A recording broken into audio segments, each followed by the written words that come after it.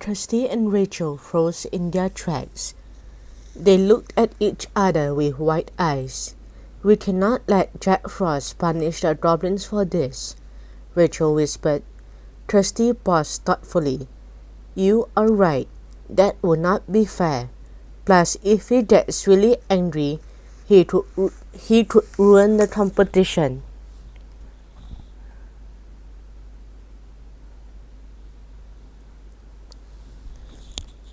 With his ice magic anyway, even though Carmen has her magic objects back.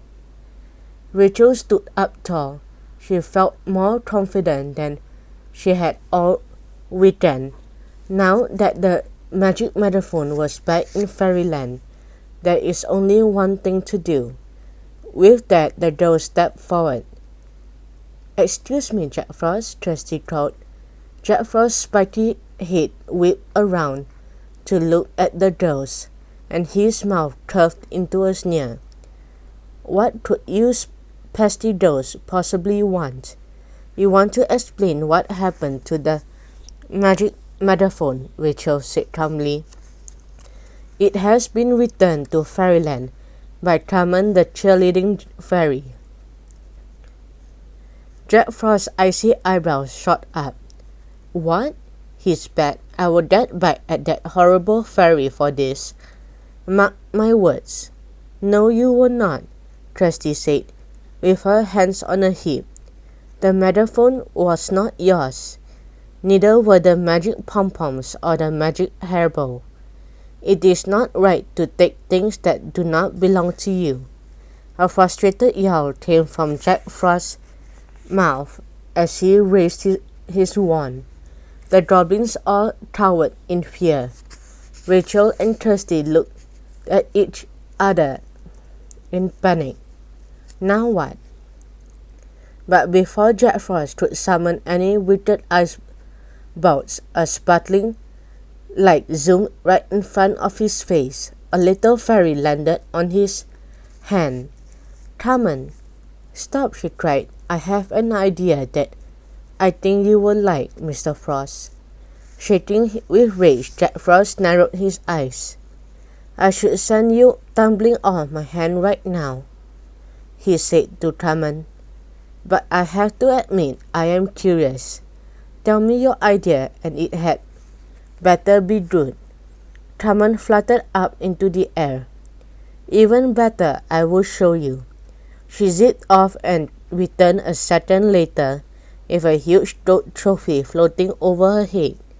She held her wand in the air, using her fairy magic to move the giant trophy along, since it was much too big for her to carry, and she set the trophy down on the corner of the stage and flew down to perch on top of it.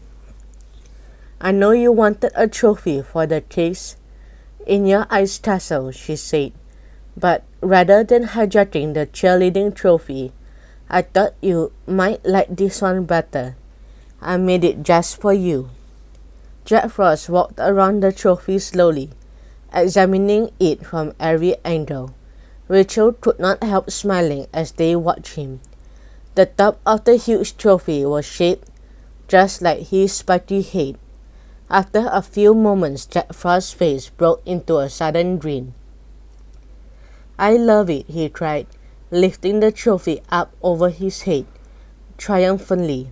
"I cannot wait to add it to my trophy case." He turned to the goblins. "Come on, team. 2, 4, 6, 8. Time to go. My castle awaits." With a blast of icy air, he and the goblins disappeared. Carmen cartwheeled through the air, clapping her hands. "We did it, girls.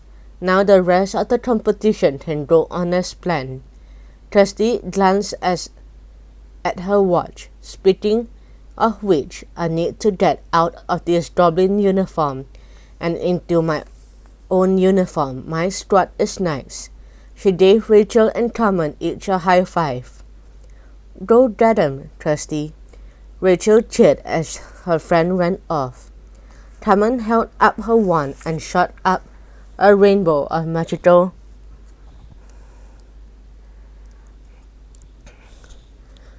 sputters into the air. I have a feeling the rest of this competition is going to be truly magical.